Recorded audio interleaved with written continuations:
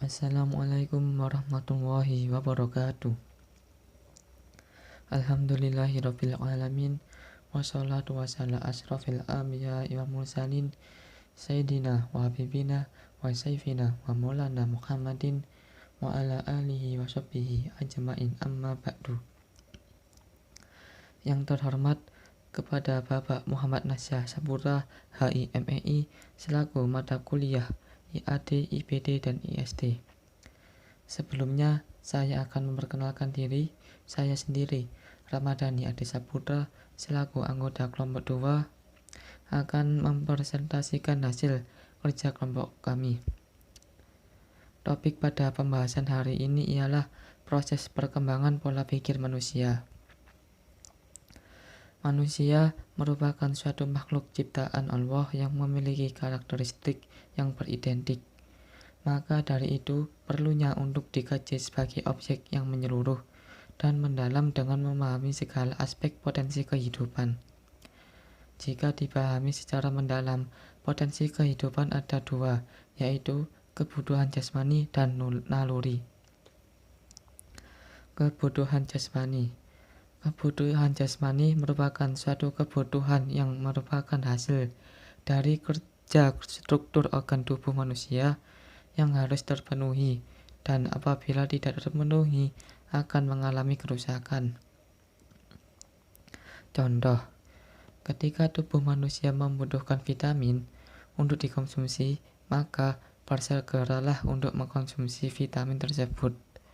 Namun, apabila jika tidak memenuhi, maka tubuh tersebut akan mengalami gangguan gejala dari tubuh tersebut. Naluri. Potensi kehidupan yang ada pada diri manusia yang disebut naluri atau al-ghorizah.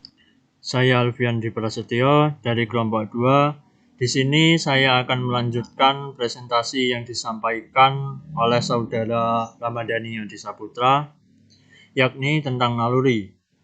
Salah satunya saya akan menjelaskan tentang naluri beragama atau biasa disebut Ghorizatut Tadayun. Ghorizatut berarti naluri, sedangkan Tadayun berarti perasaan beragama. Naluri beragama disandarkan untuk mensucikan sesuatu yang dianggap wujud dari Sang Pencipta, dan pada dasarnya cenderung untuk beribadah kepada Allah Subhanahu wa Ta'ala. Selanjutnya yakni naluri mempertahankan diri atau Ghorizatul Baqa. Naluri mempertahankan diri atau Ghorizatul Baqa cenderung untuk melaksanakan aktivitas dalam rangka melestarikan kelangsungan hidup dengan rasa keinginan menguasai, rasa takut, cinta pada bangsa, dan lain-lain. Selanjutnya yakni naluri melangsungkan keturunan atau biasa disebut Ghorizatun Nau. Naluri melangsungkan keturunan cenderung mengarah ke pola pikiran yang berkaitan dengan seksual, rasa kebapaan, rasa keibuan, cinta pada anak-anak, cinta pada orang tua, cinta pada orang lain, dan lain-lain. Contohnya seperti nafsu atau rasa suka terhadap lawan jenis. Selanjutnya adalah akal. Namun tidak termasuk potensi kehidupan, dikarenakan manusia dapat hidup meski akalnya hilang, seperti orang gila atau anak kecil yang belum mempunyai akal yang sempurna.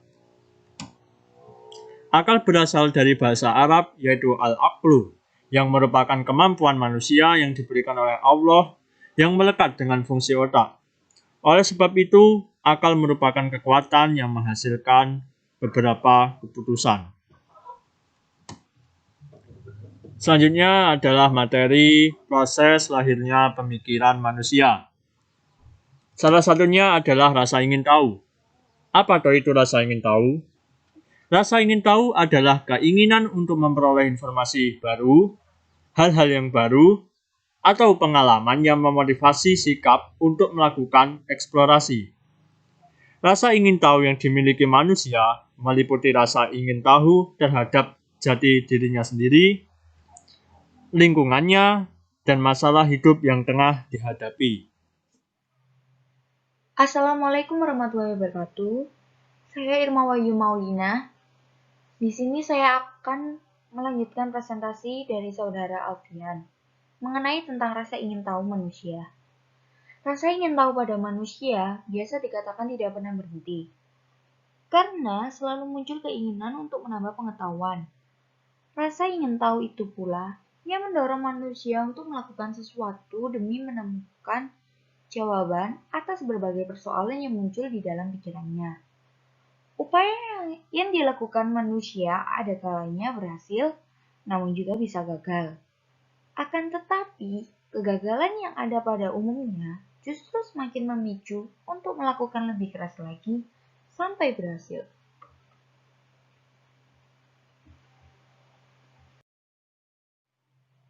Selanjutnya, saya akan menjelaskan tentang proses lainnya pemikiran manusia, yaitu mitos. Mitos merupakan tahap kedua dari perkembangan pola pikir manusia. Rasa ingin tahu manusia yang tak dapat terpuaskan, yang berdasarkan atas dasar pengamatan dan pengalamannya, mengakibatkan manusia tersebut menerka-nerka sendiri jawabannya. Salah satu contoh mitos antara lain gerhana bulan yang dianggap masyarakat bahwa bulan tersebut sedang dimangsa oleh raksasa.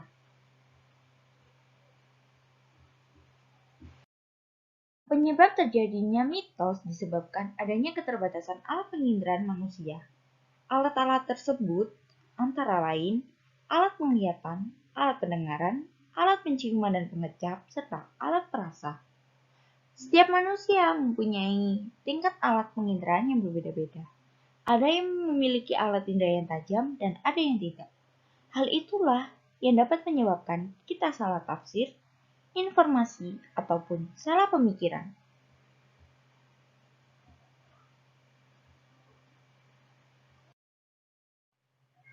Mitos dapat diterima oleh suatu masyarakat dikarenakan 1. Adanya keterbatasan pengetahuan yang disebabkan oleh penginderaan. Yang kedua, keterbatasan penalaran manusia pada saat itu. Dan yang ketiga, keinginan manusia yang telah terpenuhi sementara.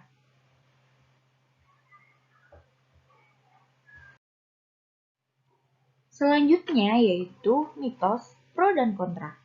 Masyarakat dapat menerima mitos karena adanya keterbatasan pengetahuan dan pemikirannya, serta keingintahuan yang terus berkembang. Oleh karena itu, mitos menjadi jawaban yang memuaskan pada zaman itu. Orang-orang Babilonia berpendapat bahwa alam semesta itu seperti ruangan atau selingkuh. Sehingga masyarakat pada saat itu percaya adanya ramalan perbintangan, di mana hal itu dipercayai untuk memecahkan masalah hidup. Itulah contoh manusia yang pro akan mitos. Banyak tokoh yang berperan dalam perubahan cara berpikir manusia yang berdasarkan penalaran hingga menjadi sebuah pemikiran yang berdasarkan akal sehat.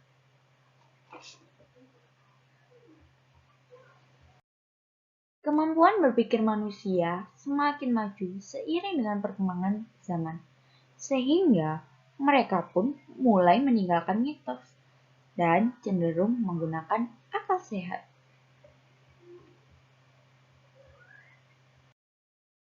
Sebagai penutup, kami ingin kalian mengerti tentang proses perkembangan pola pikir manusia, di mana manusia memiliki dua potensi kehidupan, yaitu kebutuhan jasmani dan naluri.